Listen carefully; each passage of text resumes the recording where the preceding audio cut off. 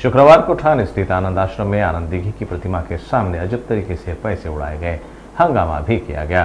इसे लेकर शिवसेना ठाकरे गुट के सांसद संजय राउत ने शिवसेना शिंदे गुट पर जोरदार हमला बोला।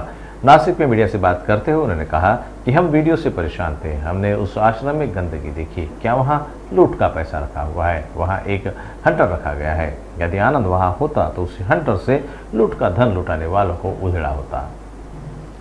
लालबागचं राजाचं ते भव्य असं वैभव, प्रतिष्ठा आणि श्रीमंती पाहून त्यांना वाटलं असते लालबागचा राजाही गुजरातला घेऊन जाऊ।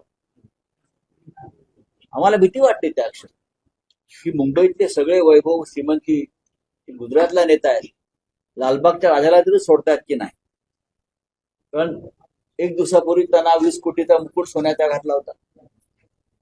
त्यांचं वैभव डोळे दिपवणारं असतं त्या राजाचं, त्याच्यामुळे ह्यांना वाटू शकतं की हे वैभव जे मुंबईचं आहे, लालबागचा राजा, ते गुजरातला नाही। कोण हे? त्यांना म्हणा तुम्ही निवडून या, त्यांचा जो मतदारसंघ आहे संभाजीनगर मध्ये, त्यातून निवडून या, मग आपण त्याच्यावर बोलू। हे सरकारला, संपूर्ण सरकारलाच एक दिवस या राज्यातून पळून जायची वेळ येणार।